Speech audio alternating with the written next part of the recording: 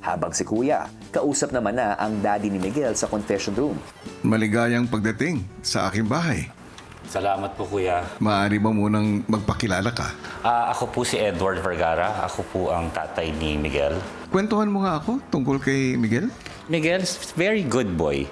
Napakabait na bata. Actually, sa anak ko kasi, I have 4 kids. Ang bilin ko lang naman sa kanila when they're growing up, number 1, to be God-fearing. Number 2, sa gusto nilang puntahan, whichever it is, dapat wala silang tinatapakan. They have to be very respectful. Napansin ko kasi na likas kay Miguel na palangiti. Masiyahin naman bata talaga si Miguel, Kuya eh. Very light siya kasama eh. Sobrang proud ako niya dahil at a very young age, meron na siyang award. Madami na siyang shows. So talagang proud ako sa kanya, sa karera niya so far sa industriya na ito, Kuya.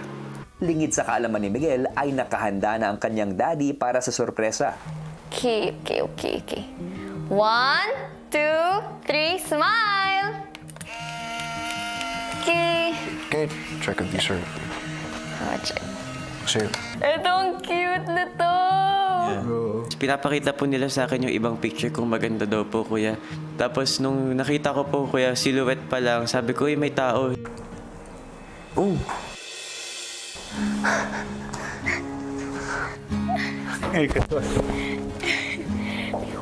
Merry Christmas po! Hindi ko alam ang pasok ka dito.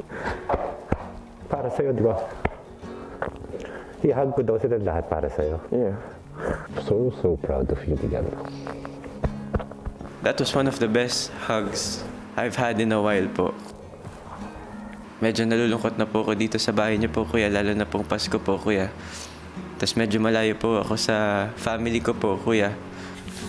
It's hard dito, parang nahihirapan ako kasi syempre first Christmas na wala kayo. Yun, medyo mahirap talaga yan. I understand. Kami rin naman. Eh, may bago ka naman family dito. Yeah. You have to enjoy that. Yeah. Di ba? Sabi mo nga, bihirang magkaroon ng panibagong kaibigan. So, you have to enjoy that also. You have to remember that. Na yung ginagawa mo, na nakikilala mo dito. Di ba? It becomes a part of your life. Kasi Sa journey mo. Yeah, pero yun, masaya ako na syempre, meron ako nakilalang bagong tao. Tsaka mas open ako. Tapos si Mami nakausap ko sa phone. Alam mo yun? Nakwento niya sa akin. Nakausap ko sa phone, tapos yung message ko doon kay Ate Ram, akala ko makikita ko doon si Ate Ram, pero hindi pala. ako yung representative ng family for Christmas. Grabe. Pero nahihirapan din ako. Of course. Pero, Walang madali sa buhay. Walang madali sa mundo. Lahat pinaghihirapan. yeah. Kasi kung hindi mo pinaghirapan ng isang bagay, wala rin. Mabilis din mawawala. Yeah. So you have to work hard for anything you want or you wish for. You have to work for it. Happy? Yes, happy. That's good. Yun lang ang importante doon. Merry Christmas. Merry Christmas.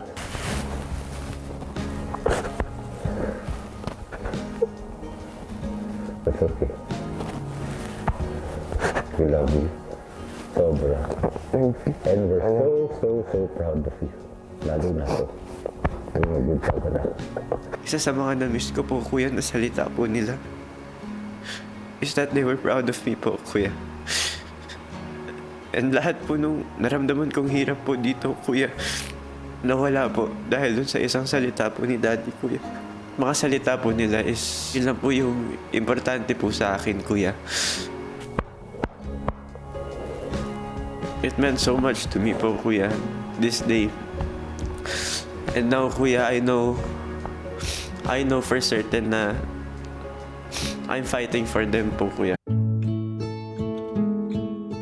Sa pagpapatuloy ng madamdaming reunion ni Miguel at ng kanyang daddy, Ito yung gift ko sa'yo. From sa amin. Hindi ko in-expect papasok ko talaga. Para sa'yo. Siyempre, kailangan nandito.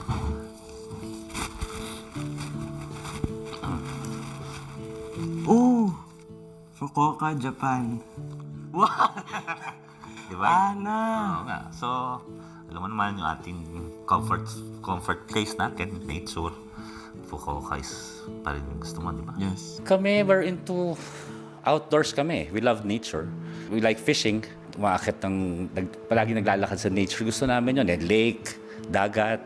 Yun, kuya. Into sports. Basketball before, badminton, tennis. So, buti na lang at medyo naengganyo ko siya doon sa field na yon. Basta magbabakasyon tayo kasi alam ko naman love mo nature. Yung Fukuoka. Di ba, we've been to a few prefecture pero napagkasunduan natin, Fukuoka is the right place para sa atin pag nagbabakasyon tayo. So yan ang aking regalo para sa'yo. Thank you. Regalo namin. Yes. Palagi po kaming dumadalaw po sa Japan po, kuya, pag kailangan po ng rest ng magulang ko po or kailangan gusto po nila mag-vacation, kuya. Japan po talaga yung go-to destination po namin, kuya. Sa laban lang, fight. Talagang, alam, competitive ka naman eh. You know that. Alam naman yung sa pagdating natin sa sports mo. Do anything to get that. Pero huwag lang tayo magtatapakan na tao. Edward, Yes, kuya. Miguel, Yes po, kuya. tapos na ang oras. Ay, maraming Paalam na kayo sa isa't isa. Thank you po, kuya. love you. First time ko po mahag yung tatay ko po ng ganun po, kuya. And ngayon ko lang din po na-realize na sobrang sarap po pala nung ganung hug galing sa tatay po, kuya. Sobrang sarap po, kuya, sa pakiramdam. Nanayakap ko po si daddy, kuya. Dad! Bye-bye. Love you. I love you too. Pasabi kila mami. So proud of you, ha?